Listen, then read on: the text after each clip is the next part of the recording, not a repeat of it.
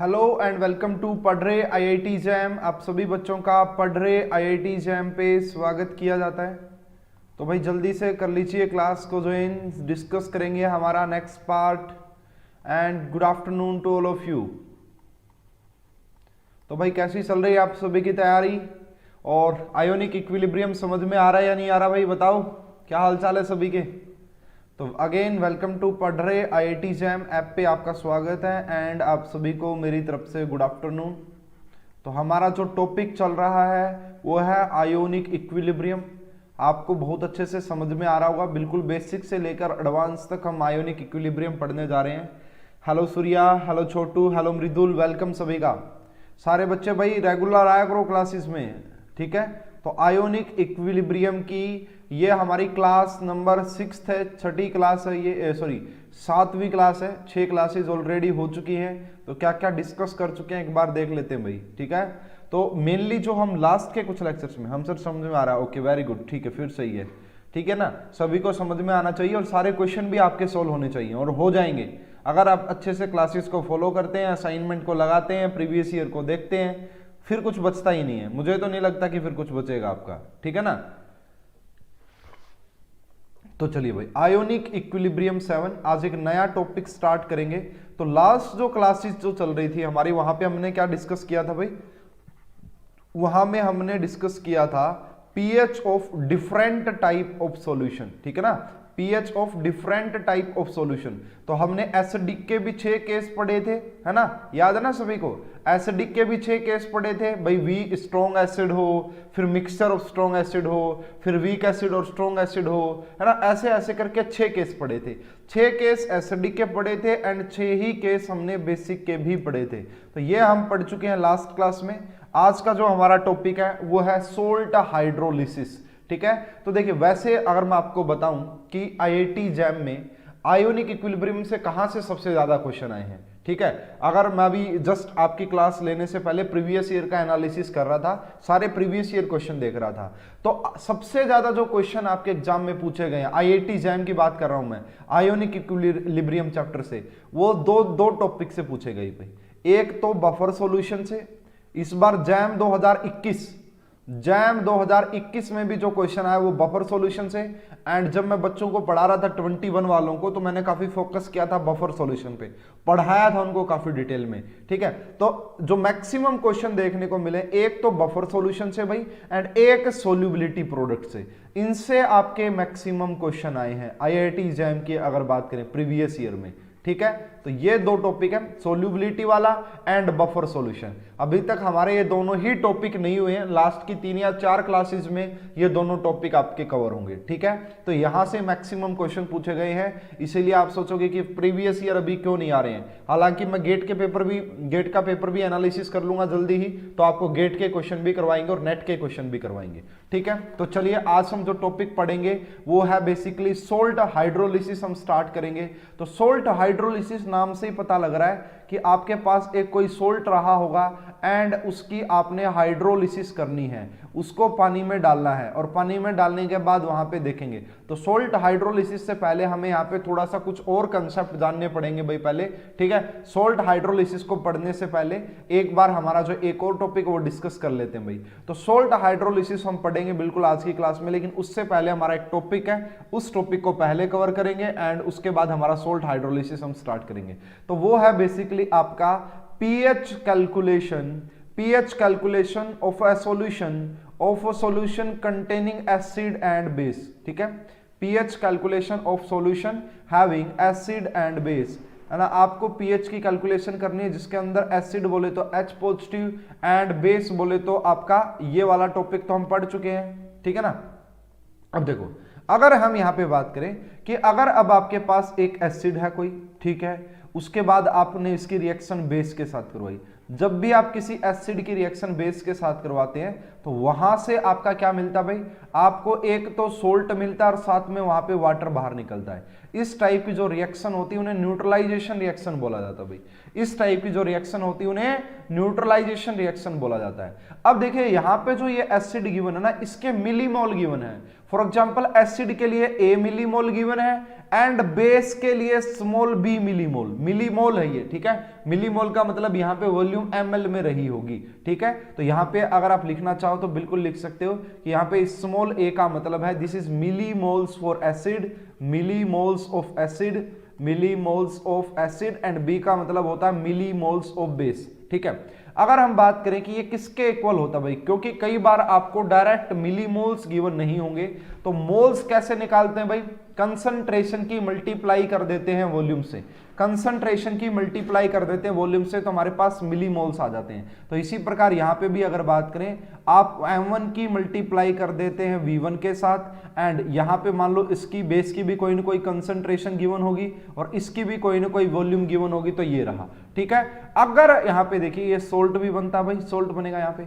अगर आपका a equal to b हो, यहां पे अलग अलग केस बन सकते हैं। ऐसा हो सकता है कि a के मोल ज्यादा हो, b के मोल कम हो, ठीक है। अगर a और b दोनों के मोल सेम हो, मिली मोल सेम हो, तो यहां पे आपको क्या मिलता है, both acid and base will be finish and both are limiting reagent, only salt is present, है ना। देखिए अगर हम बात करें, आपका ये a लिया आपने और ये b लिया, अगर ये दोनों मिली मोल्स आपके सेम हैं, अगर ये मिलीमोल सेम है, तो यहां पे क्या होगा, ना तो एसिड बचेगा ना ही बेस बचेगा। Acid and base completely react करके किसकी फॉर्मेशन कर लेंगे, salt.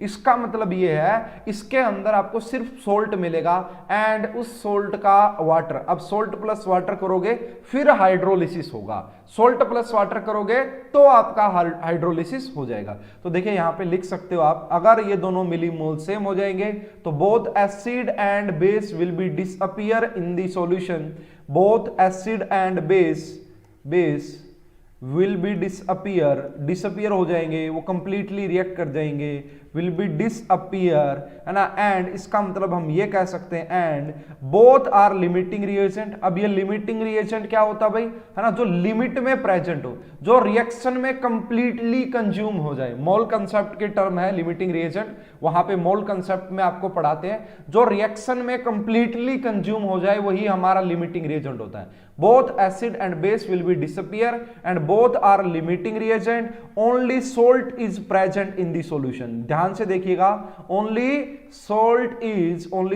Is present in the solution.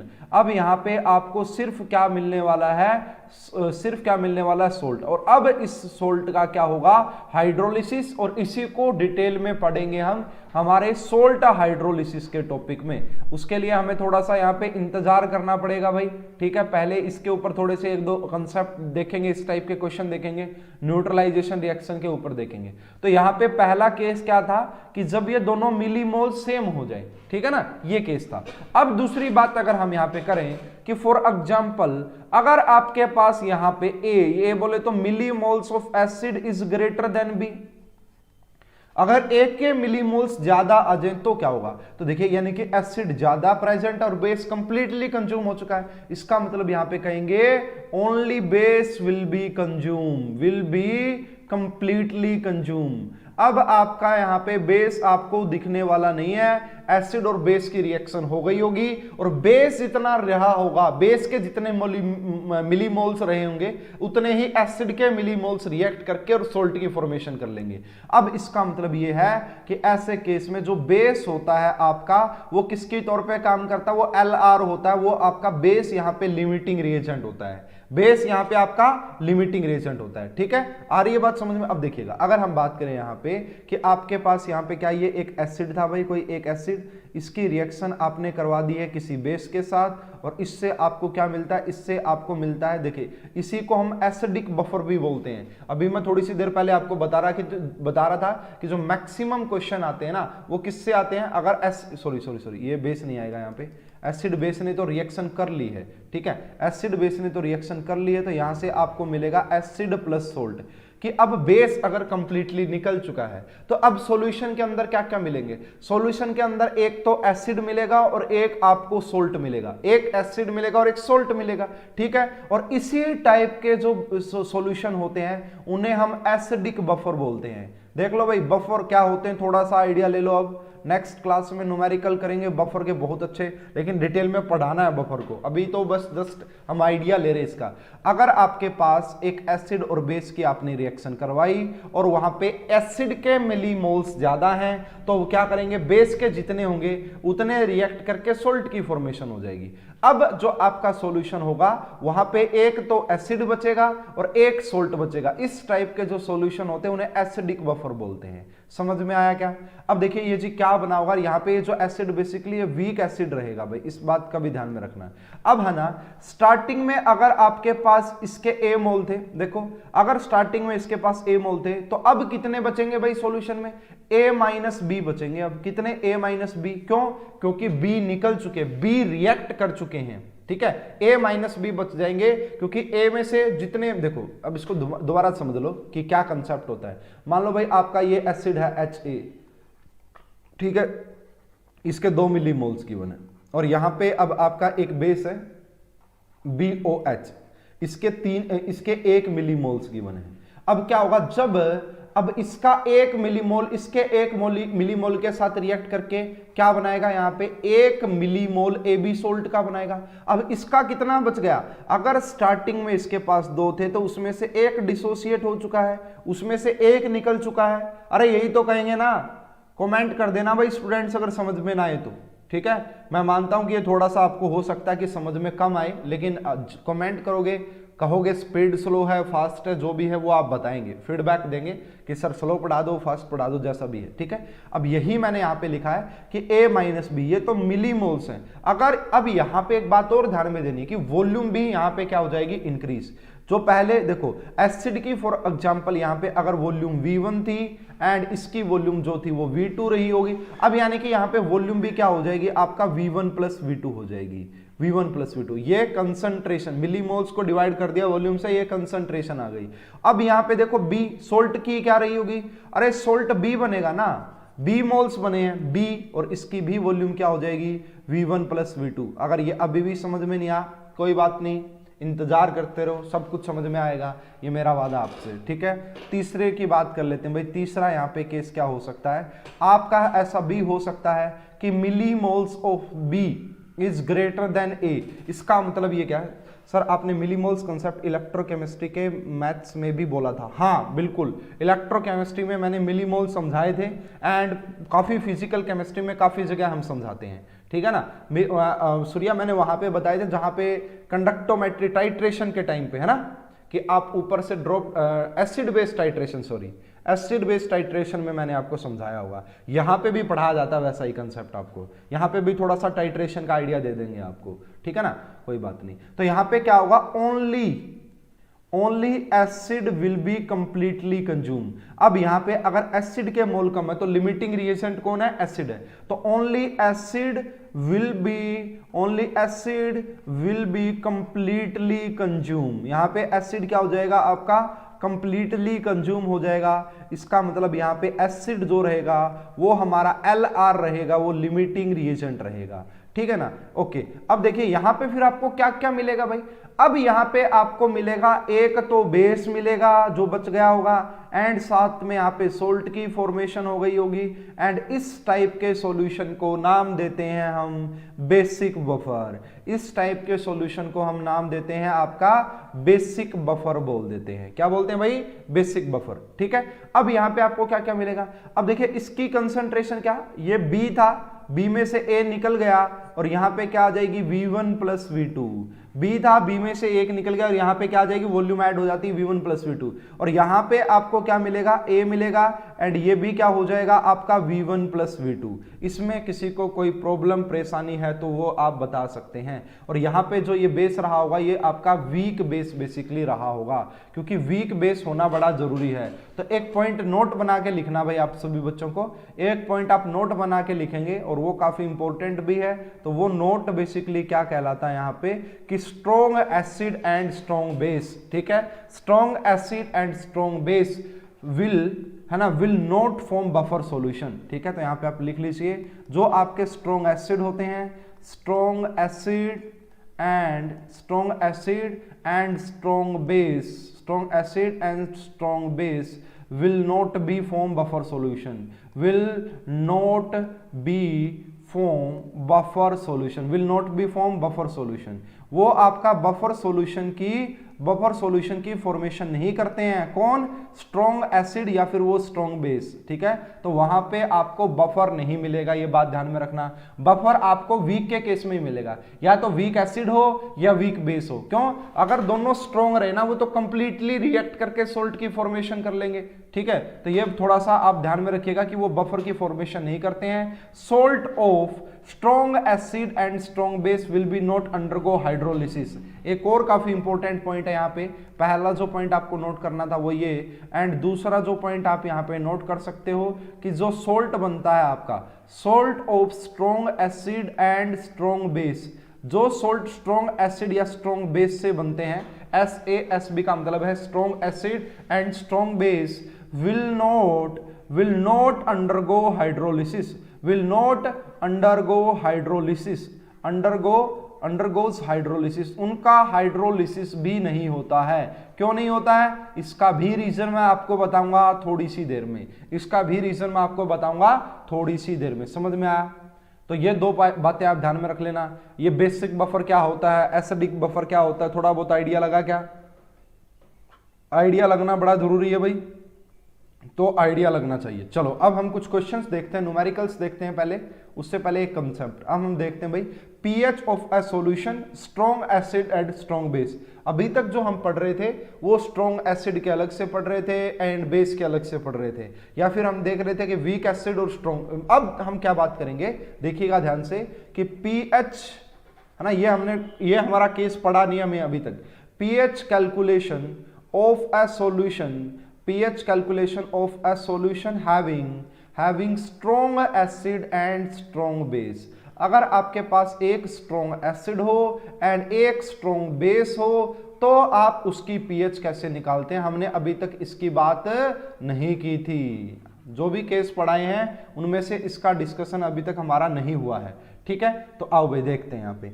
अब देखो, अगर आपका यहाँ पे मान लेते हैं कि एक कंटेनर है, उसमें अलग से आपका क्या है, यहाँ पे स्ट्रॉन्ग एसिड है, ठीक है। अगर यहाँ पे स्ट्रॉन्ग एसिड है फर्स्ट वाला, तो उसकी कोई ना कोई कंसंट्रेशन M1 मोलार गिवन होगी, उसकी कोई ना कोई वॉल्यूम V1 मोलार गिवन होगी। एंड अब ये एसिडिक है, एसिडिक नेचर का, स्ट्रॉन्ग एसिड है तो एसिडिक नेचर का रहा होगा। एंड अगर इसके मिलीमोल्स की बात करूं, फॉर एग्जांपल मैं मान लेता हूं कि इसके A मिलीमोल्स रहे होंगे। मिलीमोल्स कैसे? M1 V1 के इक्वल। अब मेरे पास दूसरा क्या है, यहाँ पे मैंने एक स्ट्रॉन्ग बेस लिया, यहाँ पे स्ट्रॉन्ग बेस। अब ये जो स्ट्रॉन्ग बेस है इसकी भी कोई ना कोई M2 कंसंट्रेशन रही होगी, इसकी भी कोई ना कोई V2 वॉल्यूम रही होगी, ये आपका बेसिक नेचर का रहेगा। एंड मैं मान लेता हूं कि B इसके मिलीमोल्स हैं।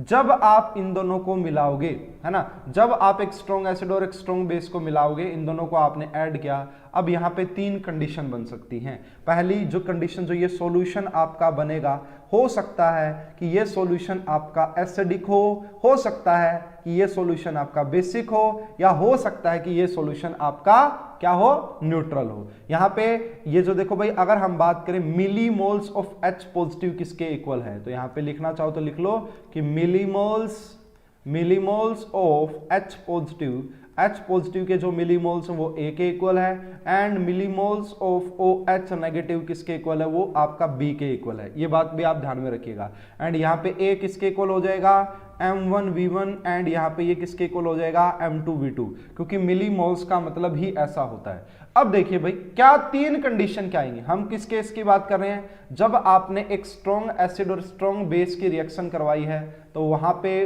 रिएक्शन करवाने से वहां पे जो मिलीमोल्स होते हैं ना, उसके ऊपर डिपेंड करेगा, जो ये मिलीमोल्स है ना, मिलीमोल्स, इनके ऊपर डिपेंड करेगा कि सॉल्यूशन एसिडिक होगा, बेसिक होगा या न्यूट्रल होगा। तो देखिए, अगर हम बात करें यहाँ पे, अरे ये कहाँ से आ गया, ये एक मिनट भाई, बाद में आगे पीछे हो जाएगी, इसलिए मैं पहले एडजस्ट कर लेता हूँ, ठीक है। अब देखो यहाँ पे, अगर हम यहाँ पे बात करें, अगर हम यहाँ पे बात करें तो सबसे पहला केस क्या हो सकता है, सबसे पहला केस यहाँ पे ये हो सकता है कि जो ए के मिलीमोल्स हैं एंड जो बी के मिलीमोल्स वो सेम आ जाए। दूसरा केस यहाँ पे क्या हो सकता है कि ए के मिलीमोल्स ज्यादा आ जाए बी से, और तीसरा कौन सा हो सकता है कि अब यहाँ पे आपके बी के मिलीमोल्स ज्यादा आ जाए ए से। ऐसा भी तो हो सकता है। देखो जब भी इन दोनों के बनेंगे तो वहां पे जो सॉल्यूशन बनेगा एक स्ट्रॉन्ग एसिड और एक स्ट्रॉन्ग बेस का, वो न्यूट्रल बनेगा। यहाँ पे जो कंसंट्रेशन ऑफ H पॉजिटिव होगी वही आपका कंसंट्रेशन ऑफ OH नेगेटिव होगी, है ना। यहाँ पे जो आपका सोर्स ऑफ H पॉजिटिव रहेगा, सोर्स ऑफ H पॉजिटिव वो भी वाटर होता है, एंड यहाँ पे जो सोर्स ऑफ OH नेगेटिव होता है वो भी आपका वाटर होता है। एंड यहाँ पे अगर आप pH की बात करेंगे, pH and equal to POH, तो वो किसके इक्वल आ जाएगी, वो इक्वल आ जाएगी pKw के, वो किसके इक्वल आ जाएगी, pKw/2 के इक्वल आ जाएगी। ठीक है, तो ये तो देखो जी ठीक है, इसमें तो कोई परेशानी नहीं होगी। अरे जब दोनों इक्वली रिएक्ट करेंगे तो वहां पे सिर्फ सोल्ट बचेगा और कुछ बचेगा ही नहीं। अगर सोल्ट बचेगा तो हम कह देंगे कि वो न्यूट्रल है, ना तो वहां पे H पॉजिटिव रहेंगे ना OH नेगेटिव रहेंगे। हाँ, वो पानी की वजह से आएंगे, अगर होंगे तो वो पानी की वजह से होंगे। ठीक है, अभी तक सोल्ट हाइड्रोलिसिस स्टार्ट नहीं हुआ भाई, बेसिक ही पढ़ रहे हैं। अब देखो अगर ए के मिलीमोल्स ज्यादा है, इसका मतलब सॉल्यूशन आपका कैसा रहेगा, एसिडिक रहेगा। अगर एसिडिक रहेगा तो concentration of H positive is very very greater than as compare to concentration of OH negative. यहाँ पे जो आपका सोर्स रहेगा, सोर्स ऑफ H पॉजिटिव कौन रहेगा, वो स्ट्रॉन्ग एसिड रहेगा। स्ट्रॉन्ग एसिड से आपको मिलेगा यहाँ पे H पॉजिटिव। एंड यहाँ पे बात करेंगे सोर्स ऑफ OH नेगेटिव कौन आएगा, वाटर आएगा। Concentration of H positive, H positive की कंसंट्रेशन कैसे निकालोगे, तो देखो जो आपका A था उसमें से B माइनस कर गया एंड नीचे हो जाएगा V1 प्लस V2, तो ये कंसंट्रेशन ऑफ H पॉजिटिव आ जाएगी। वीडियो रुक गई है क्या?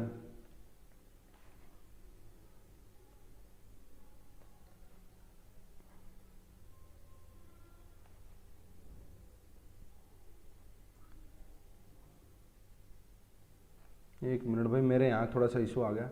एंड अगर हम बात करें यहाँ पे कंसंट्रेशन ऑफ OH नेगेटिव की, चल रही है क्या वीडियो? एक बार कमेंट करना भाई स्टूडेंट्स, चल रही है ना। अगर हम बात करें यहाँ पे कंसंट्रेशन ऑफ OH नेगेटिव की, तो वो क्या आ जाएगी, KW को डिवाइड कर देंगे कंसंट्रेशन ऑफ H पॉजिटिव से, KW को डिवाइड कर देंगे कंसंट्रेशन ऑफ HW से। एंड यहाँ पे जो pH आएगी ना भाई, pH लेस हो जाएगी क्योंकि एसिडिक है, pH की वैल्यू कम हो जाएगी किससे, pKw/2 से, pKw/2 से। ओके चल रही, वेरी गुड। चलो चलो चलो, मेरे यहाँ मोबाइल में इश्यू आ गया था, कोई बात नहीं।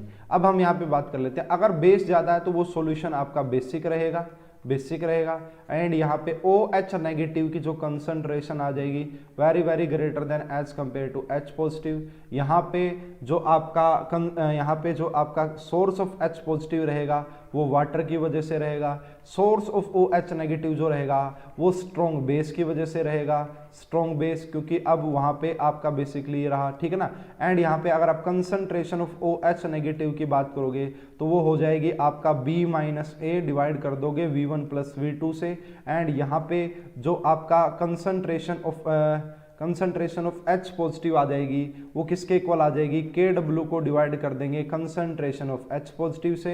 एंड यहाँ पे जो POH आ जाएगी, या फिर आप pH की बात कर लो, POH की नहीं करना चाहते तो यहाँ पे जो pH होगी वो ग्रेटर देन होगी pKw/2। ये समझ में आया या फिर नहीं, ये वाला समझ में आया या फिर नहीं, फटाफट से कमेंट करके बताएंगे, फटाफट से कमेंट करके बताएंगे कि ये समझ में आया है या नहीं है। सारे बच्चे कमेंट करेंगे, सभी बच्चों के कमेंट चाहिए मुझे यहाँ पे। चलो अब ये अगर आपको समझ में आ गया होगा तो आप देखना क्वेश्चन बिल्कुल इजीली निकालोगे। अब न्यूमेरिकल की बात कर लेते हैं, ठीक है। अब न्यूमेरिकल आपको क्या करना है, calculate pH of the following solution, calculate pH of the following solution. यहाँ पे आपको कुछ सॉल्यूशन गिवन है, उनकी आपको pH निकालनी है, ठीक है, फॉलोइंग सॉल्यूशन। तो सबसे पहले आपको बोला गया है यहाँ पे फर्स्ट क्वेश्चन में 200 ml 200 ml 0.2 molar HCl plus में 300 ml and 0.3 molar NaOH, 0.3 molar NaOH। फटाफट से इसका आंसर बताएं, फटाफट से इसका आंसर बताएं। Very good very good very good. देखिए सबसे पहले अब क्या है, आपको ये देखना है कि ये कौन सा केस है, क्योंकि ये देखो यहाँ पे HCl एक स्ट्रॉन्ग एसिड की कैटेगरी में आता है, NaOH आपका एक स्ट्रॉन्ग बेस की कैटेगरी में आता है। ये इसकी M1 गिवन है, ये सॉरी ये आपकी इसकी V1 है भाई, ये वॉल्यूम है, ये वॉल्यूम फर्स्ट है, ये इसकी M1 है, ये V2 है एंड ये आपका M2 है। आपको क्या निकालना है, पीएच निकालना है। सबसे पहले क्या निकालना, मिलीमोल्स। मिलीमोल्स कैसे निकलेंगे, अगर मैं ए निकालना चाहूं, ए का मतलब है कि मिलीमोल्स ऑफ एसिड, दोनों की मल्टीप्लाई कर दूं, 200 की मल्टीप्लाई कर दी इससे तो कितना आ जाएगा, 40 आ जाएगा। एंड अगर मैं बी निकालना चाहूं तो कितना आ जाएगा, ये 90 आ जाएगा। तो ये आपका आ गए, ए का मतलब है millimoles of acid and B का मतलब है मिलीमोल्स ऑफ बेस। अब देखो कौन सा ज्यादा है इन दोनों में से, ये ज्यादा, इसका मतलब pH 7 से ज्यादा रही होगी, pH 7 से ज्यादा रही होगी, इससे ये चीज कंफर्म होती। क्यों, क्योंकि यहाँ पे बेस ज्यादा। अब हमें क्या निकालना है, देखो pH निकालना ना, तो पहले क्या निकालेंगे, कंसंट्रेशन ऑफ H पॉजिटिव। अब देखो यहाँ पे अगर बेस ज्यादा है तो हम डायरेक्ट H पॉजिटिव की कंसंट्रेशन नहीं निकाल सकते, लेकिन OH नेगेटिव की तो निकाल सकते हैं। OH नेगेटिव की कैसे निकाला था, कि जो आपकी B की है, बी के मिलीमोल्स है, माइनस कर दो एसिड के मिलीमोल्स यानी कि 40 और डिवाइड कर दो V1 प्लस V2 से, V1 प्लस V2 से। अगर ना समझ में आया तो दोबारा बता दूंगा, कोई बात नहीं है। तो ये आ जाएगा 50, इसको डिवाइड कर देंगे 500 से, और ये जो आ जाएगा वो आ जाएगा 0.1, ठीक है ना। कितना आएगा ये, 0.1 आ जाएगा। कितना, 0.1 का मतलब होता है 10 की पावर -1। तो ये यहां से अगर OH नेगेटिव की कंसंट्रेशन ये है तो हमारा POH कितना हो जाएगा 1 एंड pH कितना हो जाएगा 13। अगर ये आपको समझ में ना आया तो आप मुझसे पूछ सकते हैं कि हमें तो नहीं आया सर समझ में। देखो ये यहां से आएगा। अब ये देखो, अगर आपके पास B के मिलीमोल्स यानी कि बेस के मिलीमोल्स ज्यादा है, इसका मतलब कंसंट्रेशन ऑफ OH नेगेटिव क्या हो जाएगी, B माइनस A, और इसको डिवाइड करेंगे V1 प्लस V2 से। इसी प्रकार आपका जो pH है यहाँ पे वो ज्यादा होगा pKw/2 से, और ऐसा यहाँ पे आपको दिख भी रहा है, ऐसा आपको यहाँ पे दिख भी रहा है। जल्दी से बता दें समझ में आ गया है या नहीं, जल्दी से बताएं कि आपको समझ में आया है या फिर नहीं। ठीक है, आ जाना चाहिए भाई, बड़ा आसान है, इसमें कोई इतना वो नहीं है। अगर नेक्स्ट क्वेश्चन की बात करें भाई, सेकंड इसी टाइप का, देखो कोई बात नहीं और बहुत प्रैक्टिस करवा देंगे। अब आपको बोला कि 300 ml है एंड 0.3 मोलार HCl है एंड अब यहाँ पे आपको बोला है कि 200 ml है एंड आपका 0.2 मोलार एंड NaOH है। ठीक है, अब बताओ भाई, अब जस्ट रिवर्स हो जाएगी कहानी। ये आपका स्ट्रॉन्ग एसिड है, ये आपका स्ट्रॉन्ग बेस है, यहाँ से जो मिलीमोल्स आएंगे वो 90 आ गए इस बार, एंड यहाँ से जो मिलीमोल्स आ गए वो 40 आ गए। अब आप डायरेक्ट H पॉजिटिव की कंसंट्रेशन निकालेंगे तो वो कितनी आएगी, A माइनस B, और डिवाइड करेंगे V1 प्लस V2 से, तो यहाँ से अब जो pH आ जाएगी ना वो 1 आ जाएगी। अब pH 1 आ गई एंड POH कितनी हो गई, POH अब 13 होगी, और pH 1 है, इसका मतलब एसिडिक का सॉल्यूशन, इसका मतलब एसिडिक का सॉल्यूशन। ठीक है ना, ठीक है भाई, समझ में आ रहा होगा मेरे हिसाब से, तो आपको कोई ज़्यादा प्रॉब्लम नहीं रही होगी। अब चलो भाई नेक्स्ट एक क्वेश्चन और देख लेते हैं। ठीक है, नेक्स्ट एक क्वेश्चन और देख लेते हैं, ठीक है, इसी के ऊपर, और फिर हमारा इसके बाद सोल्ट हाइड्रोलिसिस स्टार्ट करेंगे फिर। ठीक है, तो ये भी थोड़ा सा काम ही आएगा आपको सोल्ट हाइड्रोलिसिस में, इसलिए मैंने बताया आपको ये, है ना। अगर हम बात करें यहाँ पे क्वेश्चन की, pH of 200 ml, pH of 200 ml of a solution is 2। आपको क्या बोला है कि आपके पास कोई एक 200 ml का सॉल्यूशन है जिसकी pH 2 है and pH of 300 ml of a solution is 12, sorry, pH of a 300 ml of solution is 12. If both solution are mixed up, if both solution are mixed up, अगर उन दोनों को हमने mix कर दिया है, then calculate final pH of the solution, आपको final pH calculate करनी है भाई, बड़ा आसान है। दिखने में आपको थोड़ा सा डरावना जरूर लग रहा होगा, लेकिन कुछ भी नहीं है ऐसा इसमें कि जो आपको डराए। अब pH दिए, कंसंट्रेशन निकाल लेते हैं। पीएच दी है, कंसंट्रेशन निकाल लेते हैं। अगर पहले वाले की बात करें तो यहाँ पे आपको बोला कि इसकी पीएच 2 है, और 2 होने का मतलब ये भी है कि ये एसिडिक है।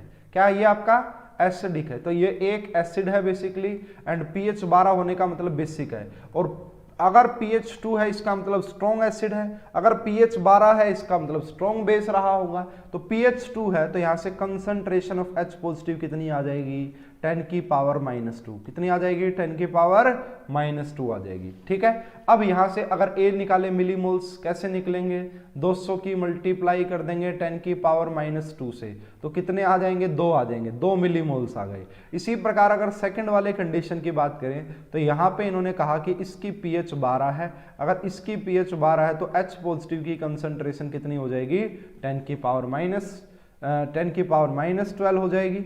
एंड ये तो H पॉजिटिव की कंसंट्रेशन आई है।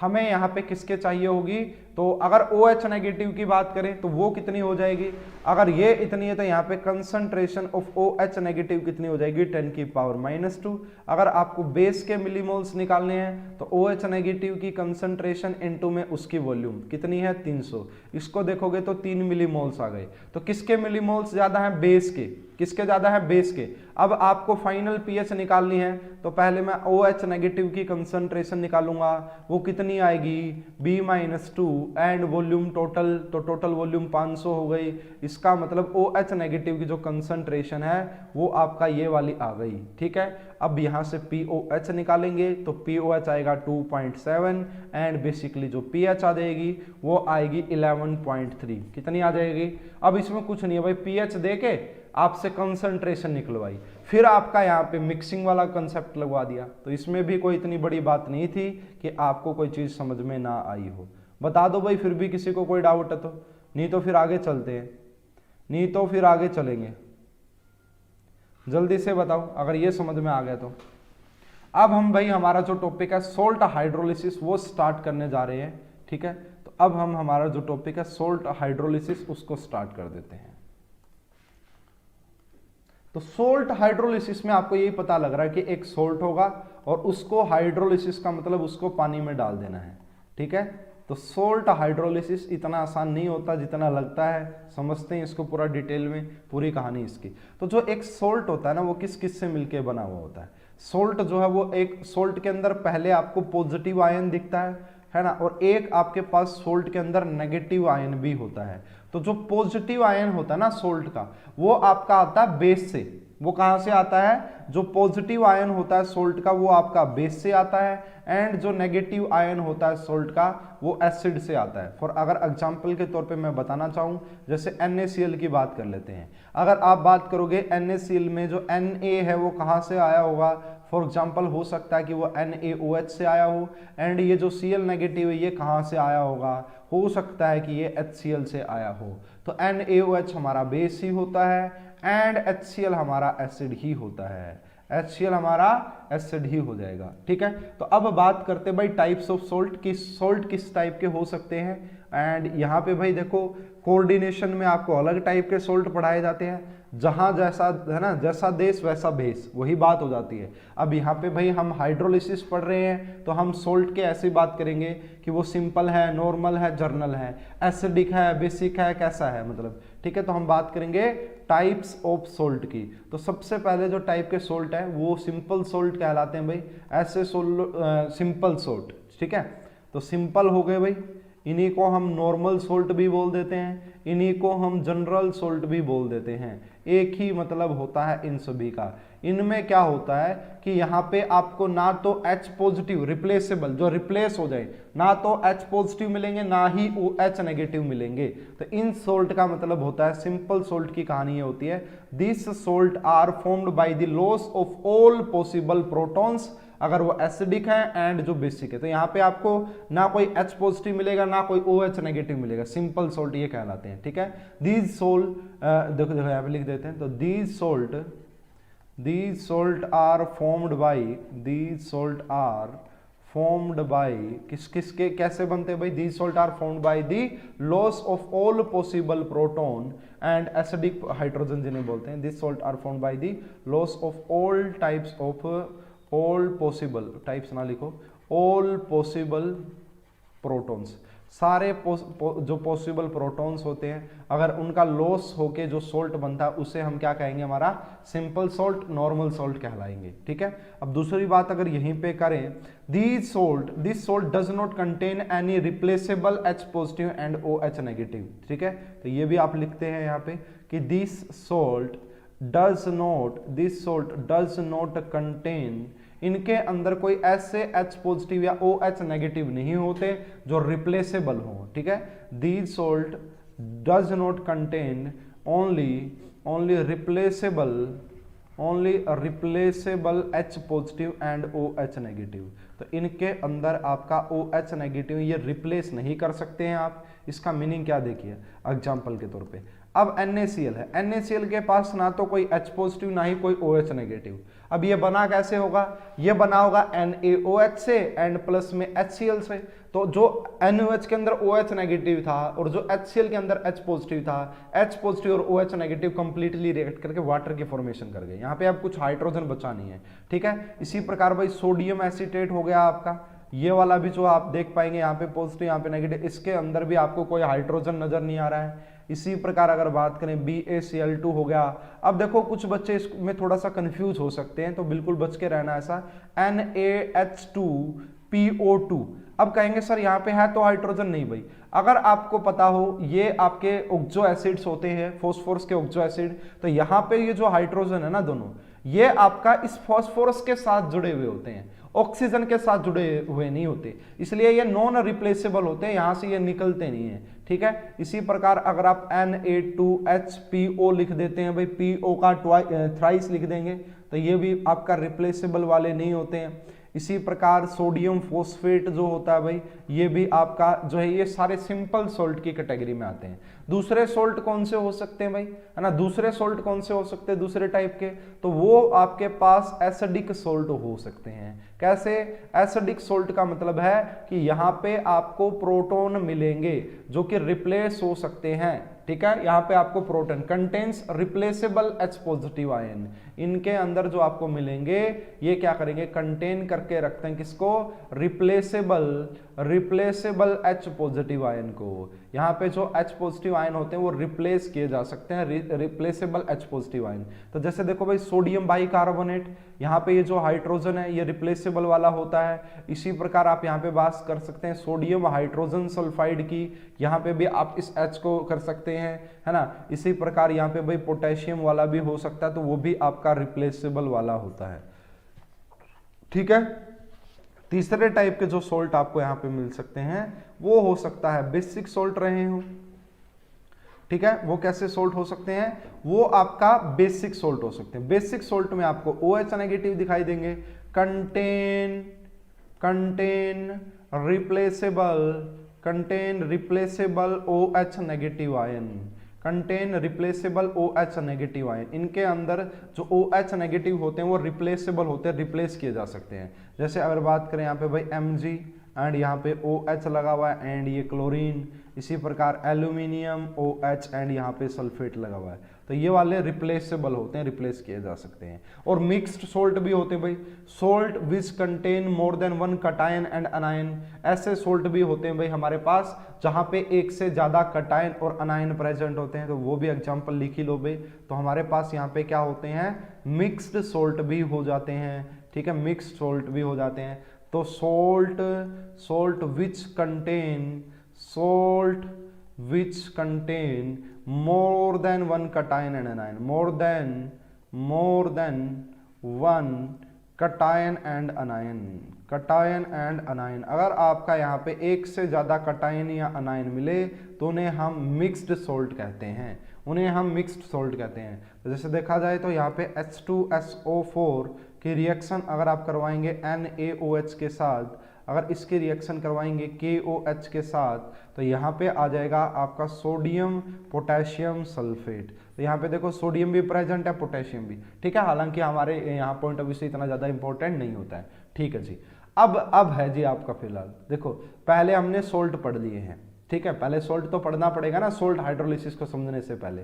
अब चलते हैं जी रियल जो टॉपिक है, अब स्टार्ट होता है हमारा सोल्ट हाइड्रोलिसिस। ठीक है, अभी तक क्या चल रहा था फिर, अभी तक तो कुछ चल ही नहीं रहा था, अब चलेगा भाई। हालांकि जो हमने पहले चीजें पढ़ी हैं उनका अब बिल्कुल यहाँ पे यूज जरूर होगा, ठीक है। तो यहाँ पे सोल्ट हाइड्रोलिसिस का मतलब होता है phenomena of interaction of cation and anion और both of a salt with water due to produce acidic and basic और neutral solution is known as salt hydrolysis. यानी कि इसका मतलब ये है कि जो सोल्ट के अंदर जो कटायन प्रेजेंट है या फिर सोल्ट के अंदर जो अनायन प्रेजेंट है, वो जब आप किसी सोल्ट की रिएक्शन वाटर के साथ करवाओगे, वाटर के साथ रिएक्शन करवाने पे जो सोल्ट उसके अंदर कटायन अनायन दोनों प्रेजेंट है, तो कटायन भी वाटर के साथ इंटरैक्ट करेगा, अनायन भी वाटर के साथ इंटरैक्ट करेगा। अब हो सकता है कि वो ओवरऑल बेसिक सॉल्यूशन बना दे, हो सकता है कि वो ओवरऑल एसिडिक सॉल्यूशन बना दे, और हो सकता है कि वो ओवरऑल न्यूट्रल सॉल्यूशन बना दे।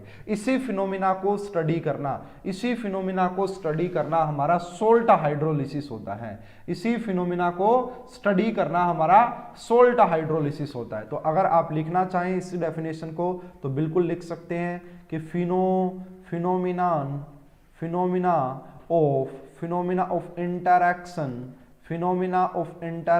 of cation and anion, phenomena of interaction of cation and anion of a salt, cation or anion of a salt with water, of a salt with water के साथ with water to produce acidic, यहाँ पे acidic भी हो सकता है, acidic यहाँ पे बेसिक भी हो सकता है, एंड न्यूट्रल भी हो सकता है। Solution is known as salt hydrolysis, is known as SH, salt hydrolysis को HH से लिखेंगे। एक बात और ध्यान में रखना, it is just reverse of neutralisation reaction, ठीक है। It is reverse of neutralisation, acid base neutralisation reaction. It is reverse of, ये आपका जस्ट रिवर्स होता है, किसके रिवर्स होता है भाई, एसिड बेस न्यूट्रलाइजेशन रिएक्शन जो होती है उसका जस्ट रिवर्स होता है। And this is endothermic in nature, and ये किस नेचर का होता है भाई, आपका एंडोथर्मिक नेचर का होता है। यहाँ पे हीट की रिक्वायरमेंट होगी, एंडोथर्मिक इन नेचर। तो ये बात भी आपको यहाँ पे ध्यान रखनी है, ये बात भी आपको यहाँ पे ध्यान रखनी है, ठीक है। इसमें किसी को कोई प्रॉब्लम है तो पूछो जल्दी से, नहीं तो फिर मैं भी आपको पढ़ा रहा हूँ यहाँ पे जो चीज़ पढ़ानी है। चलो भाई, पहले न्यूट्रलाइजेशन रिएक्शन में होता क्या है, देखिए वहाँ पे क्या करते हैं हम, एक HA लेंगे कोई एसिड, उसकी रिएक्शन करवाएंगे किसी BOH के साथ, बेस के साथ, जिससे कि आपको यहाँ पे क्या मिलेगा, जिससे कि आपको यहाँ पे क्या मिलेगा, एक BA एसिड मिलेगा, सॉरी BA सोल्ट मिलेगा, एंड यहाँ पे आपको वाटर मिलेगा। ये जो रिएक्शन होती है, अगर आप इसको फॉरवर्ड डायरेक्शन में देखें, अगर आप इस रिएक्शन को क्या देख रहे हो, फॉरवर्ड डायरेक्शन में देख रहे हो, तो इसे हम बोलते हैं आपका acid base neutralisation reaction. Acid base neutralisation reaction इसे बोला जाता है, ठीक है। इसे शॉर्ट फॉर्म में क्या लिख देते हैं भाई, ABN बोल देते हैं, अगर आप इसे फॉरवर्ड डायरेक्शन में देख रहे हैं तो। और ये भाई एक्सोथर्मिक नेचर की होती है। न्यूट्रलाइजेशन रिएक्शन जो होती है उसके लिए जो डेल्टा H होता है वो लेस देन 0 होता है, एंड यहाँ पे जो इक्विलिब्रियम, यहाँ पे जो कांस्टेंट आता है उसे बोला जाता है एसिड बेस न्यूट्रलाइजेशन कांस्टेंट, ठीक है। आई बात समझ में। अगर इस रिएक्शन को हम बैकवर्ड डायरेक्शन में देखें, बैकवर्ड डायरेक्शन का मतलब ध्यान से देखिएगा कि अब ये जो BA है, अगर इसकी रिएक्शन करवाई जाए वाटर के साथ, तो सबसे पहले तो क्या होगा, जब BA वाटर के साथ रिएक्ट करेगा तो यहाँ पे आपको B पॉजिटिव मिलेगा एंड साथ में आपका A नेगेटिव मिलेगा। अब ये जो B पॉजिटिव है ये वाटर के साथ रिएक्ट करेगा एंड यहाँ से ये बनाएगा किसको, ये बनाएगा BOH को। अगर इसने BOH को बनाया है तो यहाँ से आपका H पॉजिटिव रिलीज हुआ है, क्या हुआ, यहाँ से H पॉजिटिव रिलीज हुआ है, ठीक है। तो ये कटायन की वजह से ऐसा हुआ है, यानी कि ये कटायनिक हाइड्रोलिसिस हुआ है। देखो कटायन का हाइड्रोलिसिस हुआ है, तो ये क्या हो गया आपका, कटायनिक हाइड्रोलिसिस हुआ है। क्या, कटायनिक हाइड्रोलिसिस हुआ है, ये कटायनिक हाइड्रोलिसिस हुआ है। और ये किस नेचर का हो जाएगा भाई, जो कटायनिक हाइड्रोलिसिस होता है वो किस नेचर का है, यहाँ पे एसिडिक नजर आ रहा है क्योंकि H पॉजिटिव रिलीज हुआ है, क्योंकि यहाँ पे H पॉजिटिव रिलीज हुआ है। इसको थोड़ा सा ध्यान से समझ लेना स्टूडेंट्स।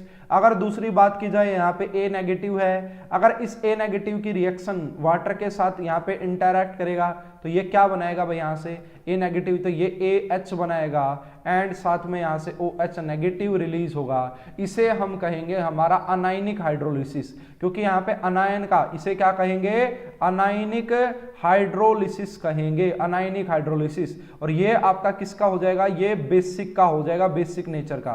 क्यों, क्योंकि यहाँ पे OH नेगेटिव रिलीज हो रहा है। अगर आप बात करेंगे जब आपने इसको बैकवर्ड किया तो इस रिएक्शन के लिए क्या होता है ना, ये आपका बैकवर्ड डायरेक्शन में दिखाई दे रही होगी आपको कि भाई आपका सोल्ट से बैकवर्ड में है, एंड इसे बोला जाता है आपका सोल्ट हाइड्रोलिसिस। इसी को क्या बोलते हैं, SH सोल्ट हाइड्रोलिसिस। एंड इसके लिए जो डेल्टा H होता है वो ग्रेटर देन 0 होता है ना, एंडोथर्मिक रिएक्शन होती है। एंड इसके लिए जो कांस्टेंट होता है उसे KH बोलते हैं भाई, यहाँ पे जो कांस्टेंट होता है उसे KH के नाम से बोला जाता है, इसका हाइड्रोलिसिस कांस्टेंट क्या बोलते हैं, हाइड्रोलिसिस कांस्टेंट बोलते हैं KH। एक बात इंपॉर्टेंट है यहाँ से, मैंने आपको क्या पढ़ाया था, अगर आप किसी रिएक्शन को रिवर्स कर देंगे तो उसका इक्विलिब्रियम कांस्टेंट इनवर्स में चला जाएगा। इसका मतलब यहाँ से हम एक पॉइंट लिख सकते हैं जो हमारे लिए काफी इंपॉर्टेंट है, कि जो आपका इक्विलिब्रियम कांस्टेंट होता है ABN के लिए, एसिड बेस न्यूट्रलाइजेशन रिएक्शन के, तो उसके 1/, होता है KH, उसका रेसिप्रोकल होता है KH। KH बोले तो हाइड्रोलिसिस कांस्टेंट, KH बोले तो हाइड्रोलिसिस कांस्टेंट होता है। ये आपको ध्यान में रखना, क्यों, क्योंकि ये दोनों रिएक्शन जस्ट एक दूसरे की रिवर्स है। अगर ये दोनों एक दूसरे की रिवर्स है तो इनका जो कांस्टेंट है वो भी आपका रेसिप्रोकल हो जाएगा, वो भी क्या हो जाएगा, रेसिप्रोकल। एक बार स्टूडेंट्स कमेंट करके बताएंगे समझ में आ गया, ये समझ में आ गया ना, जल्दी से बताओ।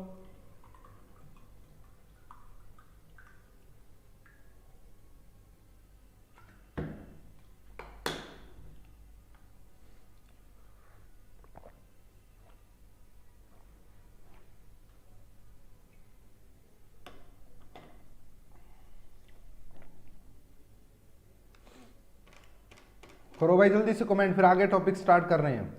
नेक्स्ट जो हम यहां पे पढ़ेंगे भाई, वो आपका पढ़ेंगे relation between KB and KA। Relation between KA बोले तो acid dissociation constant, and KB of A conjugate acid base pair, conjugate acid base pair, conjugate acid base pair के लिए इनके बीच का रिलेशन पढ़ेंगे। ओके वेरी गुड, ठीक है। देखिए भाई, जो आपका एसिड है एक आपका एसिड, उससे आप कॉन्जुगेट बेस बनाना हो तो कैसे कैसे बना सकते हैं। एक एसिड से अगर आप CB बनाना चाहते हैं, उसका कॉन्जुगेट बेस बनाना चाहते हैं एक एसिड का, तो वो किस किस तरीके से बनाया जा सकता है। एक तो सबसे आसान तरीका ये होता है कि H पॉजिटिव को रिमूव कर दो, ठीक है, माइनस कर दो H पॉजिटिव को, वहां से H पॉजिटिव को हटा दो, एक तो ये तरीका हो सकता है। या फिर वहां पे आप ऐड कर दो OH नेगेटिव, अगर आप OH नेगेटिव ऐड कर दोगे तो भी आपका कॉन्जुगेट बेस बन जाता है, ठीक है, समझ में। एक चीज और ध्यान में रखनी है यहाँ पे कि अगर आपके पास कोई स्ट्रॉन्ग एसिड है, SA का मतलब अगर आपके पास कोई स्ट्रॉन्ग एसिड है तो उससे वीक कॉन्जुगेट बेस मिलता है। स्ट्रॉन्ग एसिड का जो कॉन्जुगेट बेस होगा वो वीक होगा, एंड स्ट्रॉन्ग बेस का जो वीक कॉन्जुगेट एसिड होगा तो वीक कॉन्जुगेट एसिड होगा। इस बात का भी आपको ध्यान रखना है, इस बात का भी आपको ध्यान रखना है कि स्ट्रॉन्ग एसिड का जो बेस होगा कॉन्जुगेट बेस वो वीक होगा, एंड स्ट्रॉन्ग बेस का जो कॉन्जुगेट एसिड होगा वो भी वीक होगा, ठीक है। अगर आपको एक बेस से उसके कॉन्जुगेट एसिड बनाने हैं तो कैसे कैसे बना सकते हो। अगर आप एक बेस से उसके कॉन्जुगेट एसिड बनाना चाहते हो, सबसे आसान तरीका कि वहां पे OH नेगेटिव को हटा दो, कॉन्जुगेट एसिड बन जाएगा, या फिर उसके अंदर आप H पॉजिटिव डाल दो तो भी आपका कॉन्जुगेट एसिड बन जाएगा, ठीक है ना। अब देखिए यहाँ पे अगर हम समझते हैं इसको ध्यान से देखिएगा, हम किसके किसके बीच में KA किसके लिए डिफाइन होता है, वीक एसिड के लिए। Kb किसके लिए डिफाइन होता है? वीक बेस के लिए। और यहाँ पे वीक एसिड या वीक बेस का ही हाइड्रोलिसिस होगा, स्ट्रॉन्ग एसिड और स्ट्रॉन्ग बेस का नहीं होता है। रीजन अभी देंगे आपको, रीजन अभी देंगे, ठीक है, इसी क्लास में रीजन मिल जाएगा आपको कि ऐसा क्यों कहा था मैंने, ठीक है। तो इसको एक बार आप यहाँ से लिख लीजिए, इसको आप यहाँ पे लिख लीजिए, ठीक है ना। चलो भाई, अब नेक्स्ट स्लाइड की तरफ बढ़ते हैं। तो नेक्स्ट स्लाइड में एक एग्जांपल लेते हैं, उससे समझते हैं। मान लो कि आपके पास यहाँ पे एसिटिक एसिड है, CH3COOH, ये एसिटिक एसिड है एक्वस, ये एसिटिक एसिड है एक्वस, एंड ये आपका किस किस में ब्रेक हो जाएगा भाई? किस किस में डिसोसिएट हो जाएगा? ये आपका डिसोसिएट होगा CH3COO नेगेटिव, है ना, एंड साथ में किस में भाई? H पॉजिटिव में।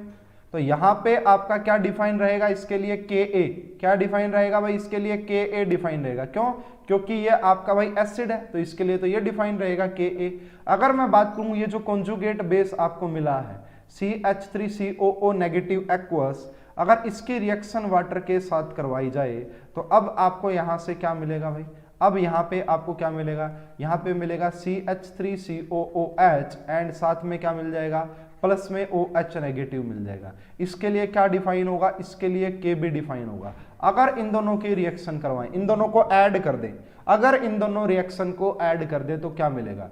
इससे ये कैंसल आउट हो जाएगा, ठीक है, इससे ये कैंसल आउट हो जाएगा। ओवरऑल अगर आप देखोगे ना यहाँ पे, तो आपको दिखेगा कि जो वाटर है ना, वाटर, उसका डिसोसिएशन हो रहा है। और डिसोसिएशन ऑफ वाटर मैंने काफी अच्छे से पढ़ाया था, तो आप देख पा रहे हैं कि H पॉजिटिव और OH नेगेटिव में डिसोसिएशन हो रहा है। तो इसके लिए डिसोसिएशन ऑफ वाटर के लिए क्या डिफाइन किया था? Kw। याद कर लो भाई, क्या डिफाइन किया था? Kw। अगर आप किसी भी दो रिएक्शन जो कि इक्विलिब्रियम पे होती है उनको ऐड करते हैं तो उनके इक्विलिब्रियम कांस्टेंट मल्टीप्लाई हो जाते हैं, उनके इक्विलिब्रियम कांस्टेंट मल्टीप्लाई हो जाते हैं। तो यहां से हमें क्या एक नया टर्म क्या पता लगा कि जो आपका Kw होता है, dissociation constant for water, is equal to Ka into में Kb, is equal to Ka into में Kb। Ka और Kb एक दूसरे के कैसे हो जाते हैं? इक्वल हो जाते हैं। समझ में आ गया? तो ये एक काफी इंपॉर्टेंट रिलेशन है। और इसको यहाँ पे आप थोड़ा सा ध्यान दो, किस चीज क्या बात चल रही है यहाँ पे? ये बात चल रही है कि अगर आपके पास Ka है किसका? एसिटिक एसिड का। अगर आपके पास एसिटिक एसिड का K है एंड उसी का कॉन्जुगेट बेस, एसिडिक एसिड का ही जो कॉन्जुगेट बेस होता है, तो उसके लिए Kb होता है, और उसके लिए क्या हो जाए? उन दोनों की जो मल्टीप्लाई होती है वो आपका किसके इक्वल हो जाती है? Kw के इक्वल हो जाती है। तो ये आपके पास एक आता है। इसको अगर आप जर्नलाइज्ड फॉर्म में लिखेंगे तो इसको और जर्नलाइज्ड फॉर्मूले में कैसे लिखा जा सकता है? देखो, अब यहाँ पे आपका ये आए ना, इसको हम कैसे और देखो, लोग ले लो दोनों साइड। अगर आप यहाँ पे लोग लोगे, मान लो कि आपने इसमें क्या आया आपके पास कि एक मिनट सॉरी, यहाँ पे आया है Ka ऑफ एक कोई एसिड रहा होगा यहाँ पे, वीक एसिड, है ना, एंड प्लस में यहाँ पे क्या रहा होगा? इनटू में Kb रहा होगा, उसका कॉन्जुगेट बेस, ठीक है, इस एसिड का कॉन्जुगेट बेस, ये किसके इक्वल आता है? ये Kw के इक्वल आता है। अगर आप यहाँ पे बात करेंगे, लोग ले लेते हैं भाई दोनों साइड, तो माइनस लोग ले लो दोनों साइड, तो ये Ka रहेगा, Ka इसको ना आप ऐसे भी लिख सकते हो, एसिडिक पार्ट, एसिडिक, है ना, तो ये हो गया, एंड या फिर आप इसको वीक एसिड ही लिख लो, जो भी लिखना चाहो आप लिख लेना भाई, ठीक है ना। तो यहाँ पे ये हो जाएगा, एंड ये प्लस में हो जाएगा माइनस लोग कॉन्जुगेट ये Kb, है ना, एंड ये किसके इक्वल आ जाएगा? आपका माइनस लोग Kw के इक्वल आ जाएगा। अब ये बन गया हमारा Pka, ये बन गया Pkb, और ये क्या बन गया? Pkw। तो यहां से हमारे पास क्या आ गया? जो Pka है वीक एसिड का प्लस में Pkb है उसी के कॉन्जुगेट बेस का ना, कॉन्जुगेट बेस उसी का जो कॉन्जुगेट, इस एसिड का जो कॉन्जुगेट बेस रहा होगा, इज इक्वल टू Pkw, वो Pkw के इक्वल आ जाता है। तो ये रिलेशन होता भाई, ये रिलेशन होता है Ka एंड Kb के अंदर, ये रिलेशन होता है Kb एंड Kb के अंदर।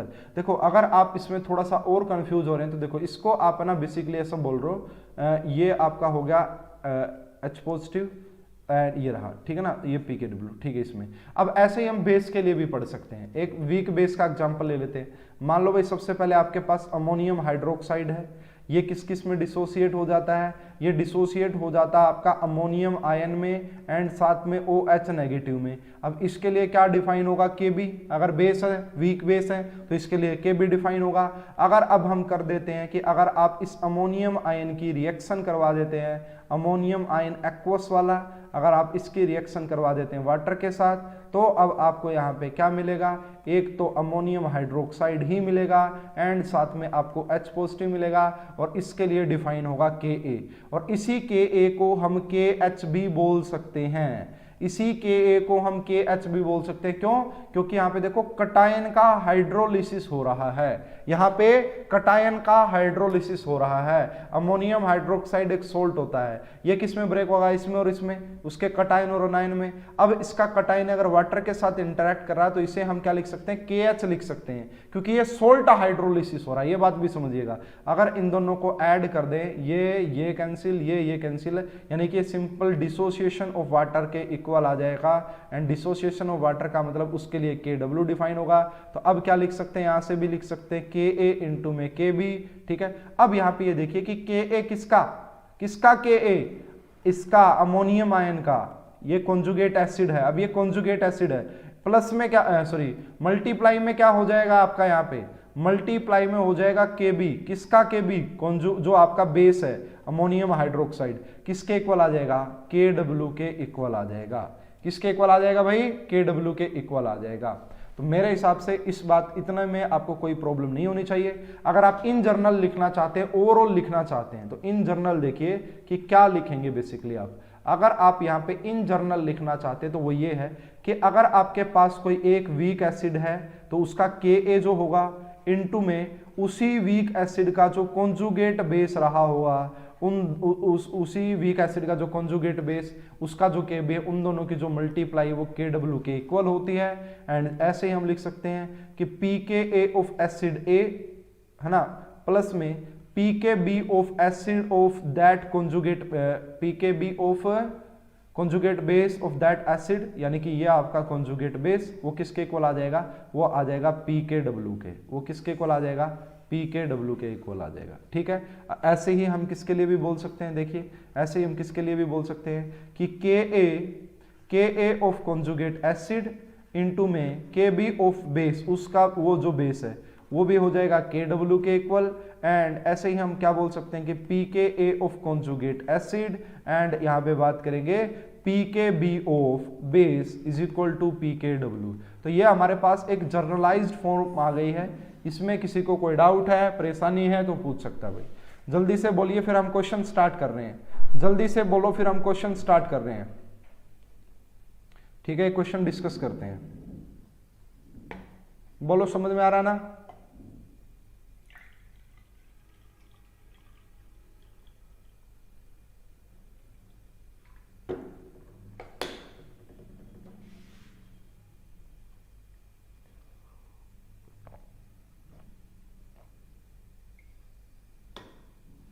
चलो भाई, एक क्वेश्चन देखते हैं इसमें कि क्वेश्चन कैसा आता है। ठीक है, तो देखिए क्वेश्चन यहाँ पे आपसे बोला गया है, if pKb of Cn negative is 4, if pKb of Cn negative is 4, Cn negative के लिए जो pKb की वैल्यू वो 4 है, then calculate Ka of HCl। लो जी, बड़ा आसान सा क्वेश्चन है, बड़ा आसान सा क्वेश्चन है। देखो भाई, अब देखो जो Cn नेगेटिव है ना, वो कॉन्जुगेट बेस है किसका, HCN का, HCN का Ka।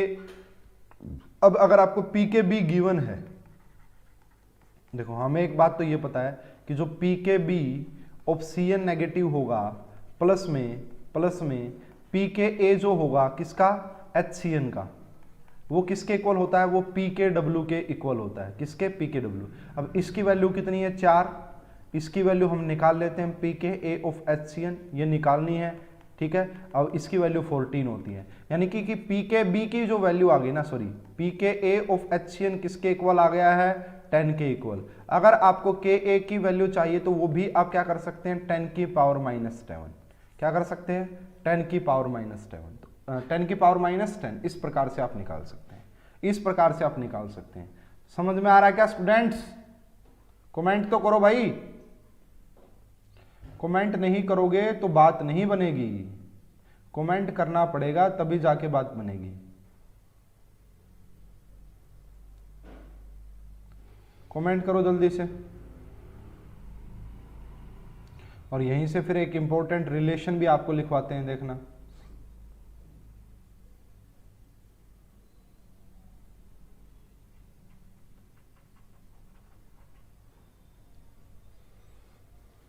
देखो भाई, अब अगर ये समझ में आ गया तो एक इंपॉर्टेंट रिलेशन, बाकी हम नेक्स्ट क्लास में डिस्कस कर लेंगे, है ना, हालांकि नेक्स्ट क्लास वाला भी इंपॉर्टेंट होता है। ओके, देखिए अब भाई, अगर आपके पास एक वीक एसिड है, एक वीक एसिड है और स्ट्रॉन्ग बेस है, अगर ये वीक एसिड है तो इसके लिए क्या डिफाइन होगा, के ए, क्या होगा, के ए डिफाइन होगा, ठीक है ना।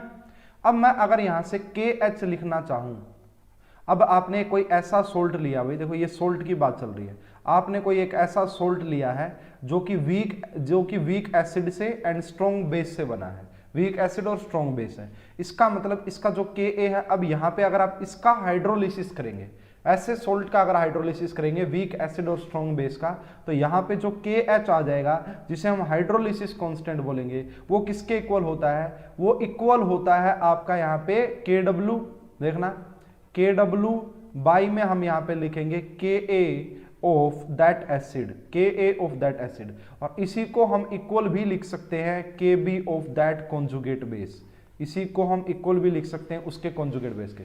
समझ में नहीं आया होगा ना, एक एग्जाम्पल लेते हैं भाई, एक एग्जाम्पल लेते हैं, वीक एसिड, हाँ ठीक है, ये वाला एग्जाम्पल ले लो, ये आपने एग्जाम्पल लिया, यहाँ पे नेगेटिव और यहाँ पे पॉजिटिव, तो यहाँ पे ये वाला जो पार्ट है वो एक वीक एसिड है, एंड यहाँ पे ये जो एक पार्ट है ये स्ट्रॉन्ग बेस से आया है, तो ये एक सोल्ट है, ये एक सोल्ट है।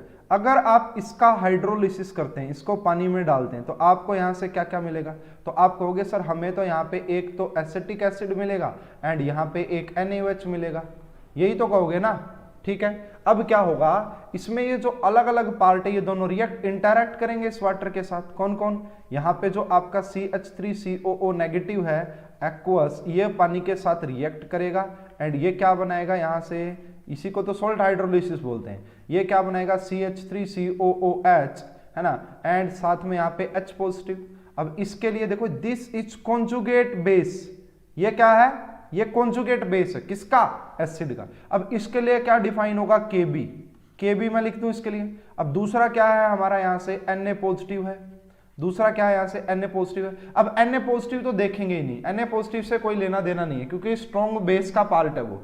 तो अब ये देखो कि यही तो मैंने लिखा है वहां पे, अगर आप ध्यान से देखे हो तो क्या लिखा था, अगर इसके KH की बात करें, इसका जब आपने हाइड्रोलिसिस किया वो किसके इक्वल आएगा, ठीक है, तो जो KH है हाइड्रोलिसिस वाला वो किसके इक्वल आएगा, देखो ये एसिटिक एसिड, ये H पॉजिटिव, तो यहाँ पे मैंने ये लिखा है कि ये होता है KW के इक्वल, और इसको अगर हम डिवाइड कर दें KA ऑफ दैट एसिड, उस एसिड के, या फिर इसको आप डायरेक्ट इक्वल लिख लो कि KB of that conjugate base. और यहां से ये देखो पता भी लग रहा है कि जब आपने यहाँ पे इसकी हाइड्रोलिसिस की होगी तो एसिटेट आयन जो है कॉन्जुगेट बेस, उसका हाइड्रोलिसिस हुआ है, तो उसका जो KB होगा वही तो आपका इक्वल होगा ना, अरे वही तो इक्वल होगा KH के।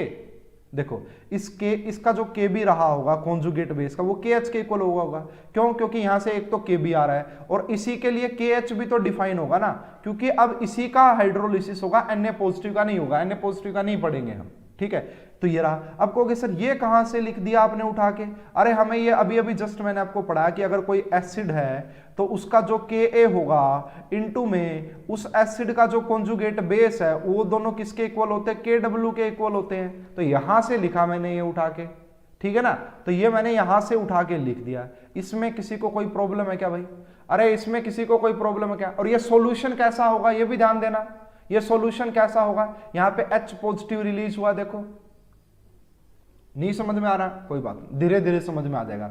जब कल की क्लास और देख लोगे ना अच्छे से, फिर सब कुछ समझ में आ जाएगा। कल की क्लास जरूर देखनी है भाई, कल हम नेचर ऑफ सॉल्यूशन की बात करेंगे, नेचर ऑफ सॉल्यूशन की, वो काफी इंपॉर्टेंट हो जाता है अपने आप में। तो मेरे हिसाब से ये तो आपको समझ में आ गया होगा, हालांकि मैं 2-3 एग्जाम्पल और लिखूंगा तो और अच्छे से समझ में आ जाएगा कि अब आपके पास एक स्ट्रॉन्ग एसिड है एंड आपके पास एक वीक बेस है। अब क्या आपके पास वीक बेस, अगर वीक बेस है तो इसके लिए के बी डिफाइन होगा, के बी, क्या, के बी। अगर मैं इसकी बात करूं कि के एच क्या होगा, तो वो आ जाएगा के डब्ल्यू एंड यहां पे आप लिखेंगे के बी एंड यहां पे लिखेंगे बेस का के बी, और यहां पे लिखेंगे कि वो इक्वल होगा के ए ऑफ कॉन्जुगेट एसिड, वो इक्वल होगा के ए ऑफ कॉन्जुगेट एसिड। समझ में आया या नहीं, समझ में आया या फिर नहीं, बोलो।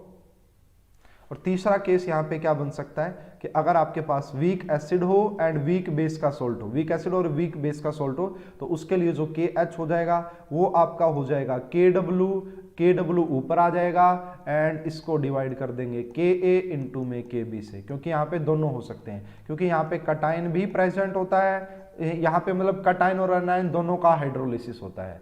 इस केस में सिर्फ अनायन का हाइड्रोलिसिस होता है, इस केस में सिर्फ अनायन का हाइड्रोलिसिस होता है, इस केस में सिर्फ आपका कटायन का हाइड्रोलिसिस होता है, इस केस में दोनों का हाइड्रोलिसिस होता है। समझ में आया या फिर नहीं, ये जरूर बताएं भाई, ठीक है, ये जरूर बताओ। फिर कल आपको एक ट्रिक पढ़ाएंगे SW करके, ठीक है, कल आपको एक ट्रिक पढ़ाएंगे SW करके, तो ये एक बार आप इसको अच्छे से एनालिसिस कर लें, जब तक समझ लें इसको कि कैसे किया है। आज देख लो आराम से वीडियो को, फिर भी ना समझ में आए तो कल फिर पूछ लेना, है ना। तो कल आपको एक ट्रिक बताएंगे भाई नेचर ऑफ सॉल्यूशन देखने के लिए, काफी इंपॉर्टेंट होती है वो भी अपने आप में। तो ट्रिक कौन सी रहेगी, SW रहेगी, बस अब लिख रहा हूं, एक्सप्लेन इसको नेक्स्ट क्लास में करेंगे। SW करके एक ट्रिक रहेगी, वो डिस्कस करेंगे हमारा नेक्स्ट क्लास में। तो कल भाई सोल्ट हाइड्रोलिसिस आपका जो है हम कंप्लीट करेंगे, काफी अच्छे से समझेंगे इसको, और उसके बाद फिर बफर स्टार्ट करना है, जिसके सबसे ज्यादा क्वेश्चन आपके एग्जाम में पूछे गए हैं, बफर। किसी को कोई डाउट है भाई आज की क्लास में? मैं रुका हुआ हूं आपके डाउट्स देखने के लिए, अगर किसी को कोई डाउट है तो पूछ सकता है, किसी को कोई डाउट है तो पूछ सकता है भाई।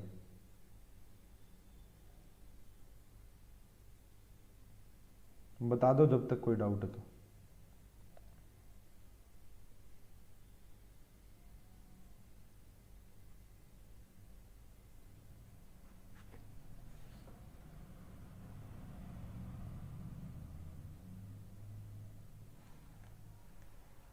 नो सर, चलिए ठीक है, तो आप सभी को गुड इवनिंग और मिलते हैं कल की क्लास में, जब तक